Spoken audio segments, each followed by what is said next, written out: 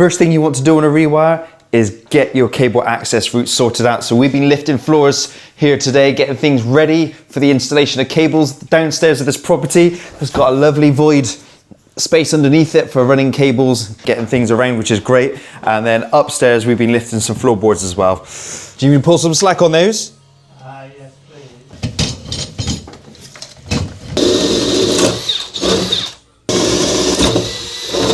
So prior to lifting floorboards, I have gone around with the client to check where locations are going.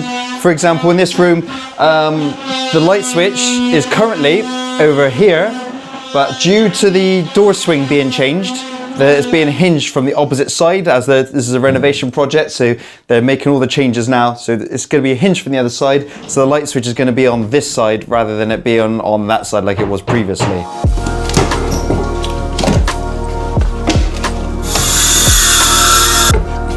Look at this beaut. I like to think this isn't live anymore. Truly perished. Take a look at this. You don't see sockets around like that anymore. Is this one live? Lovely, look at that. How about that for some old school and soulful electrical wiring back in the day? You see a socket like that? It's a definite rewire immediately. Bearing in mind it needs to be live, because what can happen in these scenarios is that a rewire will happen, and if there was a big wardrobe or something built in or something like that in the property at some point, it's possible that when the rewire is done and the old wiring is killed off and the new wiring is then energized, the old wiring, it's possible for the odd socket location like that to remain in place, but it didn't get taken away at the time of rewire, so it'll be dead, but it'll just still be there. Let me take you further into my electrical wonderland. Right, let's take a look at the switch I got here on the wall. The reason I say that is because this switch is looking mighty old for a start. So not only is it looking old, I'm gonna show you what's behind it. Take note of the box we got here. We've got ourselves a lovely, beautiful wooden box in the wall here. So straight away, combustible material. These are stranded imperial size cables. Our cable sizes are now metric, but the important thing to note here is not the fact of them being imperial and not the fact it's got a wooden box, but mainly the fact that there's no earth wire in this cable. I'm on my tiptoes, I can do it. I can do it. All right, here we go. Take a look at this. In here, same thing again. We got our wires here to make the circuit work. We got no earth here whatsoever. This is a very, very old ceiling rose. Yeah, if you see a light fitting in the base of it is about the width of a tennis ball, yeah, chances are it's probably going to have no earth path in it because it's going to be old wiring, old light fittings, old switches. It's a very good indication that the lights need a rewire. Chances are if the lights need a rewire, chances are it's all going to need a rewire. Oh, it's our friendly local wholesalers. On any rewire, the first day is always the sorting out day. Second day is systems go day. Look at this. Morning. Morning.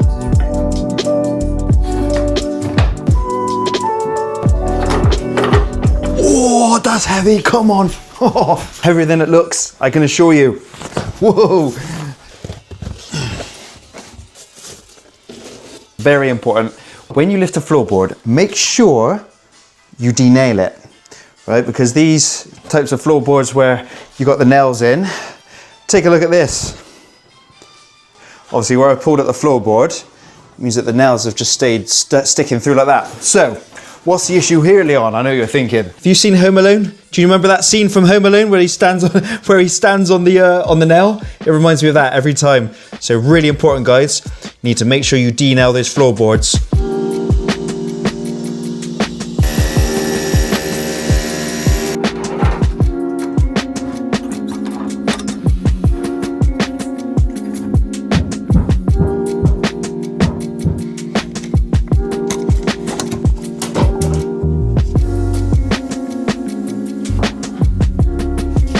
So with this property, we need to find a way to get cables from down at the consumer unit position up to the first floor. Sometimes you can actually sneak up the backside of the, be careful what you say now, sneak up the backside of the staircase and go straight up here.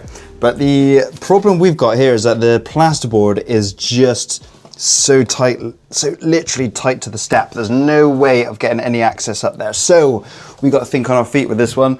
What we do on some of these installations, where we've been gifted with a porch area, we've got a nice porch area just here. I've given the customer two options. I said, look, we can route the cables internally and take them straight up the corner of the masonry wall here. So we can take the cables straight up here.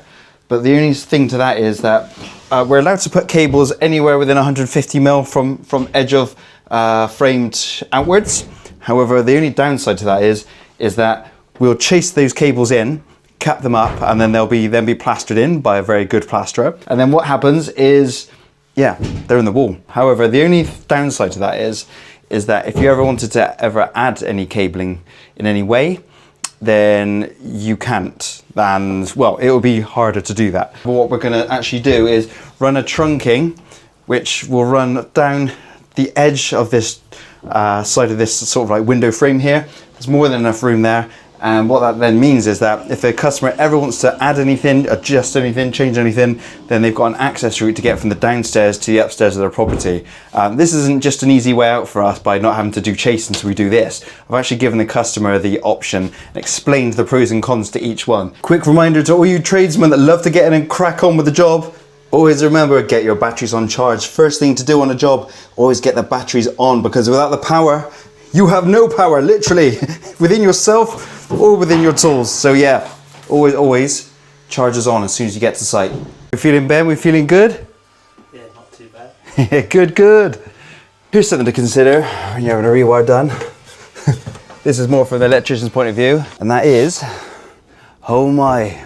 Oh my, what a difference it makes when you discover that the floor, what I was about to say then, sound like, have you watched that program, The Floor is Lava? It reminded me of that, but the floor is chipboard. Obviously, for electricians, we like things that make our lives easier, and having chipboard down in the loft space does not make our life easier. We've got a floor here, so obviously we need to get cables around. These are the bedrooms, which are just underneath this, this boarding. So yeah, it's gonna be one of those, it's going to be a bit of a monotonous job of just lifting floors. We'll try not to take it all up, get our cables buzzed around. But yeah, it's all part of the fun, isn't it? It's all part of the fun.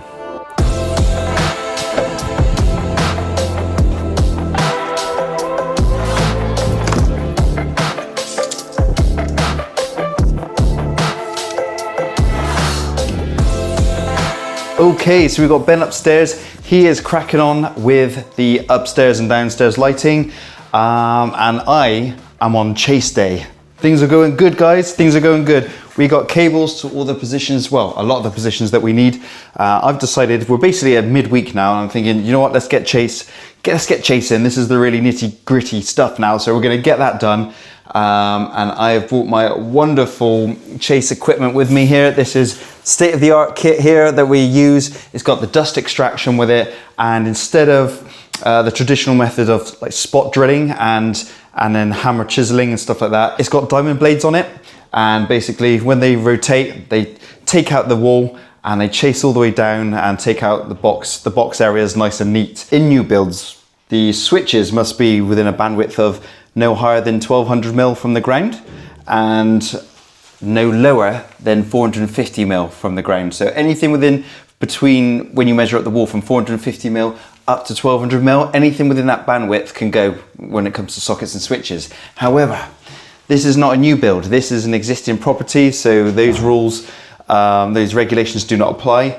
It's something that we do let the customers know, you know, to regulations now, this is how it is, but we give them the option. We show them what how high the switches and sockets are going to be if they went to the regulations now, but we sort of say ultimately, you know, you can have them at the height that you want them. So typically the switches are normally higher than the 1200 mil people like, and we find some people don't want their sockets up to be 450 mil from the floor because it's just quite high. The reason for this is because for people that are disabled and wheelchair users and things like that, it basically means that nothing's too much of a stretch for them. However, a lot of people just want to keep their sockets to sort of like a foot from the ground, typically 300 mil from the ground, and a lot of people just want to keep their light switches the same height as what they were before. So for example, in this property here, the light switches are sort of this height, so it's just sort of like chest height around about. So a lot of people are actually wanting to keep the positions there. That's quite a nice height for in general use really. But yeah, let me know your thoughts on that one. What do you think about it? Would you have it to the new regs, or would you prefer to keep it traditional?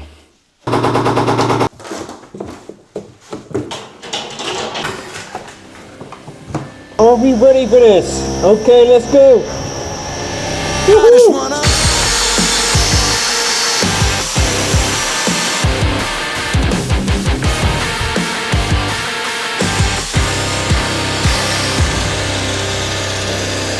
The end of another glorious day.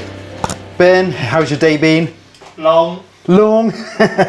Long as always on these jobs. We are dusty.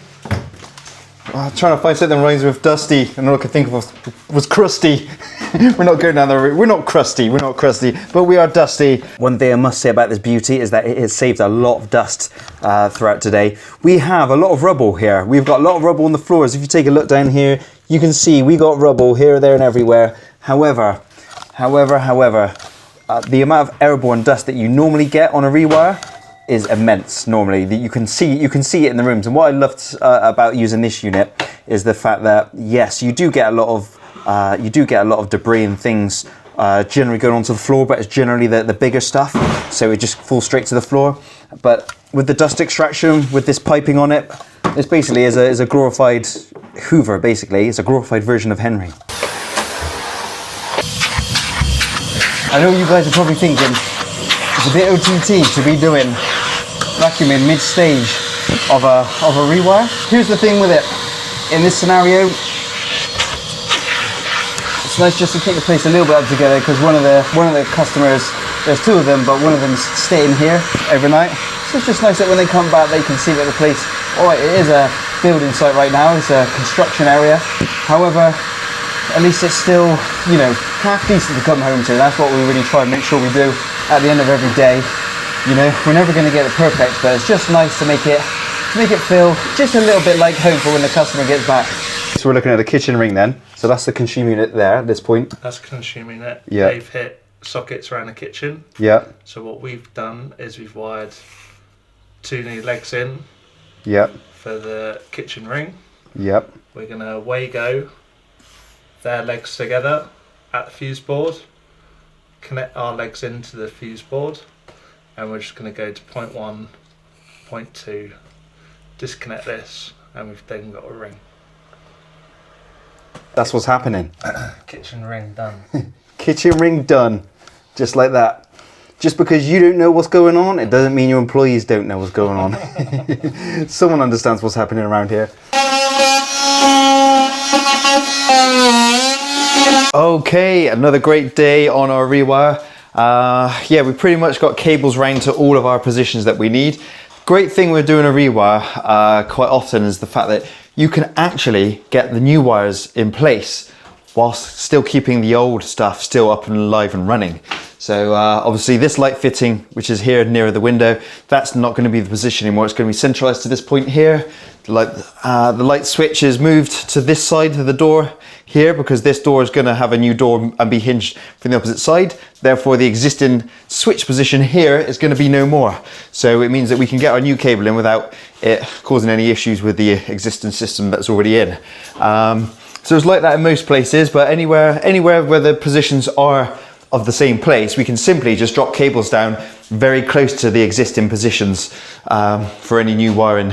So from that point of view, it means that we can still keep the system running that's already here, so that the customer can come home and use the kitchen and things like that, still have functionality and have some lights on whilst we're getting in the new cable in. And then what we'll end up doing then is having, just towards the end of the week, so probably between today and tomorrow, we're going to have what's called the changeover day. So that's where we change over from all the old stuff, we then connect onto the new stuff. So the idea is that we get everything chased out, and then we get everything new connected in position where we can. And then when we have the changeover day, one of us will be doing the consumer unit, connecting, ripping out the old consumer unit, ripping out the old wiring, and installing the consumer unit to the new wiring, while the other one of us will be running around like a madman, getting any light switches and stuff that need to be done that couldn't have been done before. That is the thing. This wall is coming out.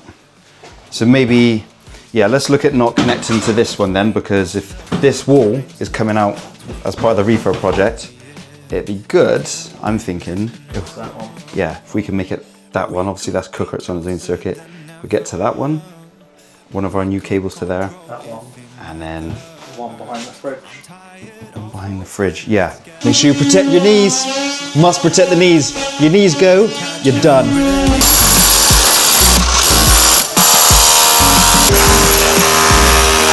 You see here, I got my my trusty AirPods in today. This is to give me a bit of rhythm. We could try, we should go. Slight issue we've got here. Ben is wiring the cables and cutting this hole to where he thinks the switches go in here, which the switches go in here. However, the height is slightly ever so out, because what we got over here, this light switch here is a slightly different height up here to what they are downstairs. So obviously we uniform the height of all our switches and sockets. The problem is I measured off one of the switches downstairs, which is a couple of inches different to this one, and I've measured it the whole of the floor downstairs to be that, so I've chased it out for that height. So up here, slightly different, but we want to keep it uniform, so it means that where his hole is, it's going to be a little bit out, and he's measured it 10 centimeters off from the door frame, which is what we've been doing all around the house. Because it's between the door frame here and the door frame here, I know that the customer has been asking me to put everything centralized. So if it's in a alcove between a chimney breast and a wall, he wants that socket dead central.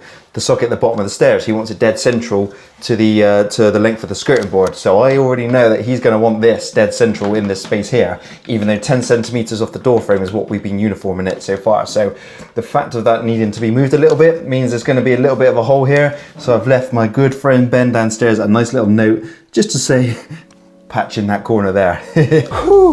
It's working out quite nicely, guys, although I have to dress up like a spaceman to do this. It's working out well. Got Ben downstairs, he's getting the socket boxes in, getting the capping put over the cables so that everything's nice and fixed, ready to be skimmed up and basically second fixed on this occasion. And yeah, I'm up here chasing, doing the upstairs while he's down there boxing everything up. So once I finish the chasing up here in a couple of hours this afternoon, then he will then be up here getting the remaining boxes in. Shock horror, we have had a slight issue. Not major issue, but yeah, one of those where I'm like, oh, I did know about this. I did know about this. And I even mentioned it to the customer as well. So we've put a double socket down here on this side of the wall, and they said that they wanted to have a socket on this side of the wall also. So being right here, and I said, yeah, not a problem. Okay, what we need to account for is the fact that these walls are only a 1 brick thick, and with a little bit more with the actual plaster on top as well. So I said we're probably best to offset where these two sockets are going.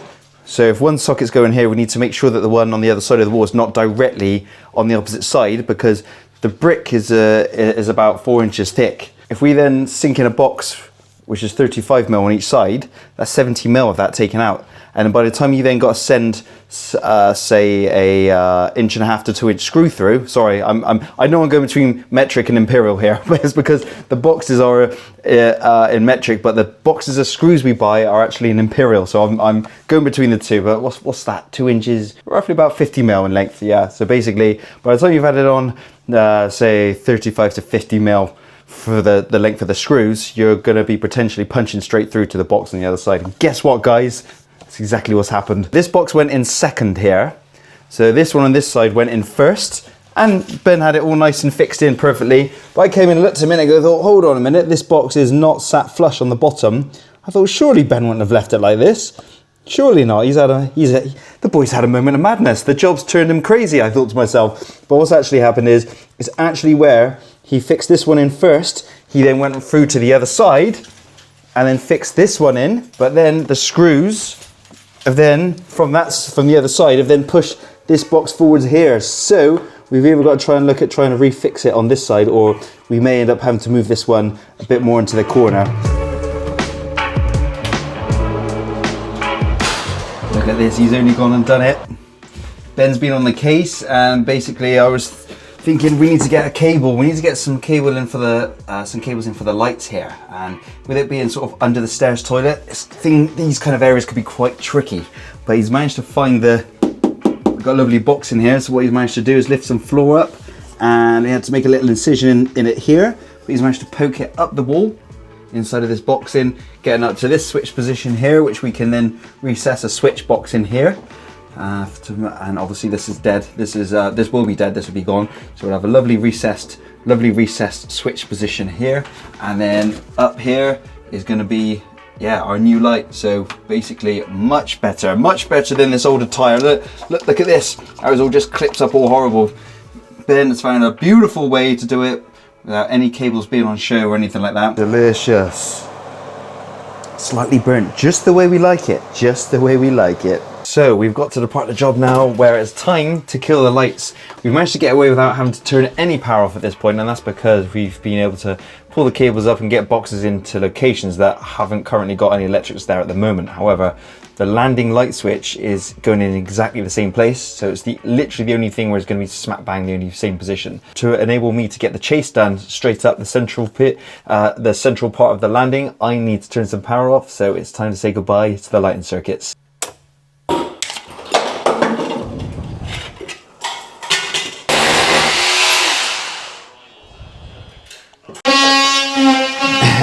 I do love this machine, I gotta say. It literally takes out anything that gets in its path that's in the wall. Look at this. If I take the top off like this. So this is what has been collecting while I've been chasing. Let's check out all of this. Look at this. This is all stuff that would have gone airborne. All of this has been collected in this bag. And it's not just been the one bag. There's been about 5 or 6 of these bags that have come out of this property like this. So although the chaser does still make a mess with some of the bigger debris that comes off of it, it's saved all of this fine stuff going all over the place and into the air and covering over everything. So a great piece of kit to have. It does take a little bit to set up and use, a bit of effort and energy, but it's worth it for the results it creates. Gives you lovely flat boxes in the walls, but also it saves all of this getting absolutely everywhere. The end of another wonderful day here. So the things we have to do is when you're in somebody's home, very important that you're looking after their home. Hence the reason why we give the place a good vacuum over, close windows like so. We have the windows open for ventilation, but it's always important to do a walk around and make sure you've closed any essential windows that are sort of, you know, any potential for anyone to break in through. Make sure patio doors are closed, front doors double locked, all ready for when the customer gets home a bit later. So it's changeover day at the Rewire, and it's a big day. Got to come with lots of fuel, lots of energy. I was up at 4 a.m. this morning because I went to the balloon fiesta in Bristol with the family. So I've had a hell of a morning already, but I'm feeling amped, I'm feeling pumped, even with not that much sleep. But yeah, today is serious. So you got to come into this with a lot of care and attention, but with a lot of strength within. So I've got to bring everything from this week to the table here. Big Ben is up there doing some final fix of the first fix in, and I'm going to jump straight in on the second fix. Sockets and lights going on everywhere. I'm going to get involved with the consumer unit replacement a bit later. With the amount of sleep I've had, it's not going to kazump me and throw my energy levels down later on. Hopefully enough coffee, enough energy is my simple game plan. So let's go, let's do this, come on, let's go.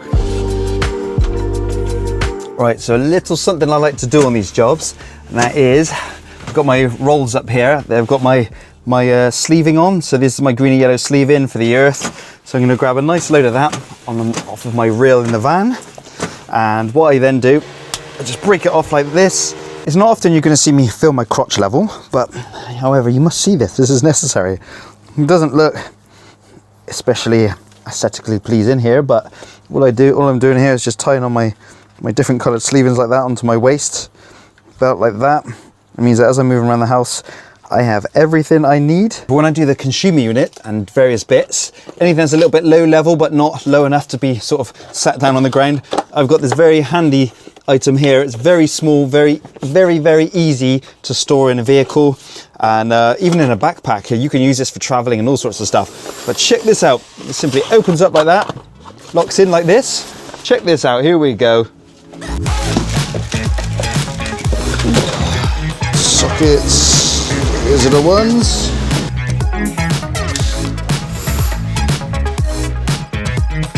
So I've started doing the sockets first here, guys, and the reason doing that is simply because it's just the easiest thing. I always like to start with the harder things first, because then it means you get the hard stuff out of the way, and then it's nice to be left with the easier stuff. That is generally how I work. However, because I'm just starting up for the day, what I want to do is just get myself in a bit of a rhythm, get my mind focus going and things like that. So for me right now, I'm going to do a few sockets just to get myself in the zone. And then absolutely, I'm going to be tackling the more tricky stuff in a bit. On this installation, the customers requested us put the plates on, because they're going to be doing all the filling around the sockets themselves and all the chases. They're doing that themselves, so it's going to take them some time. So they don't want to be left in a property that has no power. So we've got the plates on at their request. Some installations we leave the plates off. It gets all finished. The walls get finished, and then we come back to do the second fix by putting all the plates on the second fix stage. We do that sometimes, but we do it to the customer's request, basically. So yeah, the plates are going on. And as you can see, there's quite a gap around here, and that's because we've used our wall chaser. So one of the negatives you could look at is, wow, that's taking out a lot of wall around it. But on the positive side, one, you get a lovely flat area on the back of the box. So your socket box is fixed in there perfectly nice and flat. Also, what can happen is when you're using the spot drill and chisel method, is that you can end up splitting the bricks and things like that behind. Not through any fault of your own, but just because the bricks can be a bit brittle sometimes. So by using this method, it means that although it does take up more space around, the advantage is that you get a lovely flat box, but also when you want to drill those fixing holes to hold the box back, you've got a lovely, nice, strong brick behind it, not one that's been battered by the fact of trying to chase out the box in the first place. This is our standard sockets that we use, and these are the USB version here that come with a USB-A and a USB-C. And what we do on our installations is we always install slightly deeper boxes. 25mm is the standard depth, 25 millimeters. We've actually gone 35 millimeters on all boxes and light switches, and that's for the reason that if they want to have a light switch there and they want it to be a dimmer, then we don't want them to be struggling to fit the dimmer. Because here's the thing with these USB sockets, and the same with the dimmers, they're a little bit deeper. Check this out. See here, all these cables in here? This is another good reason. I've got a 3-gang switch going in here, and this is another good reason why we use deeper boxes, because it doesn't look that deep at all anyway with all these wires in there, but it is considerably deeper than a normal box that would go in a wall of this type. So it just makes life easier in every way. You know, sometimes all you want in life is peace and quiet.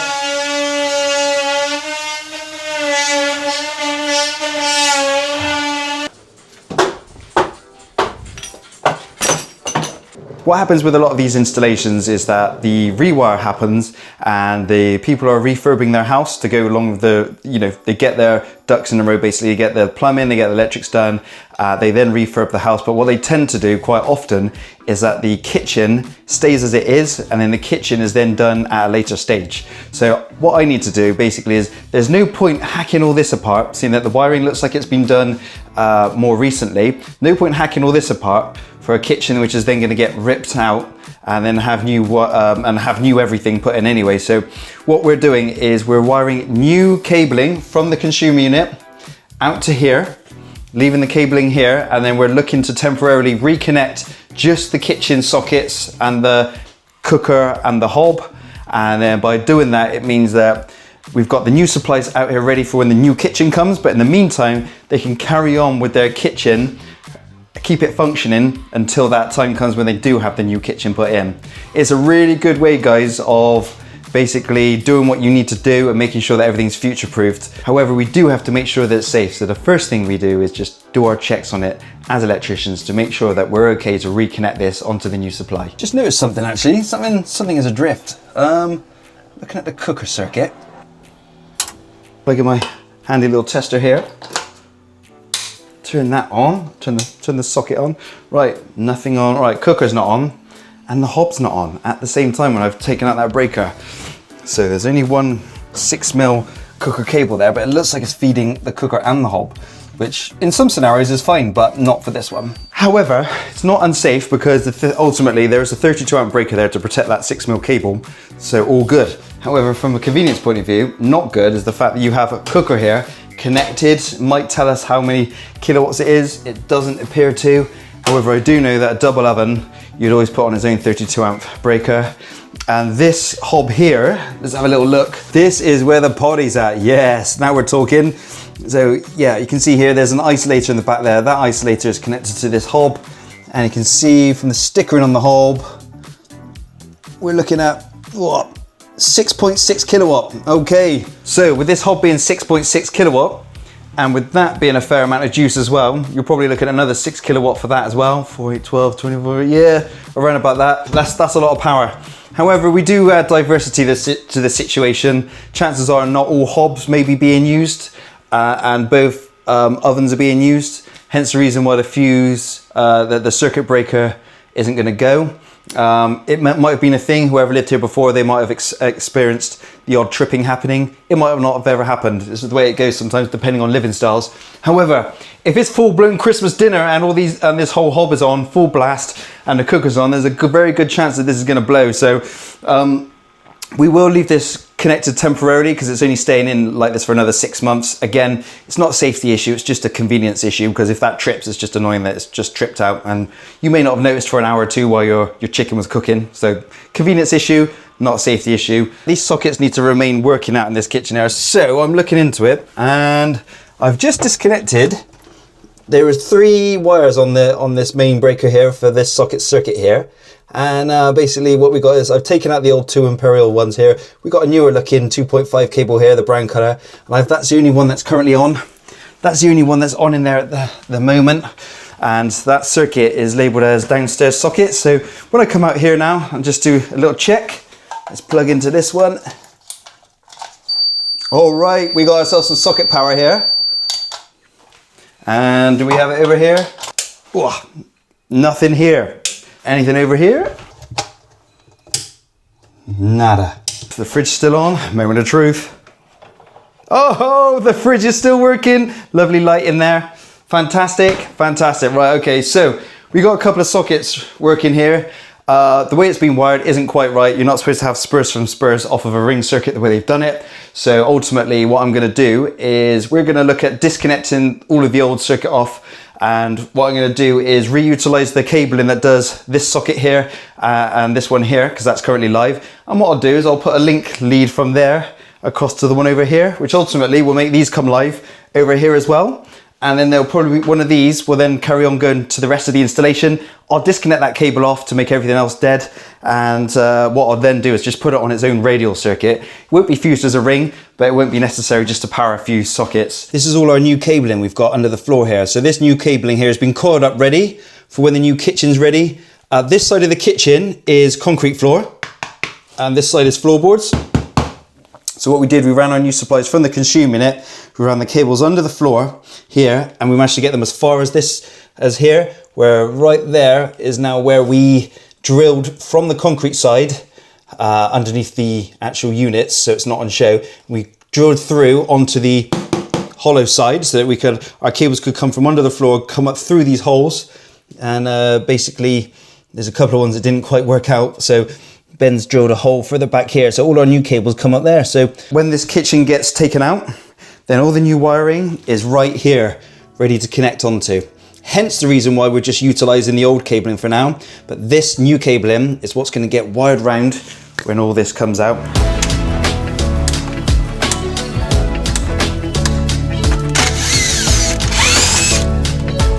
All right, things are taking shape down here. It's a very warm, muggy day in the middle of summer right now, and I'm under a staircase. There's not a lot of airflow, very humid, but we are good. New consume unit is going in, and here's some of the existing circuits that we're reconnecting. This is the cooker, the garage, and the kitchen socket. So they're going in with the idea being that we've got our brand new supplies for all of that that we're leaving coiled up under the floor here. And when the swap over happens from the older electrics to the new, then these simply will come out, and then the new ones just gets taken straight into the back of this unit and replace it.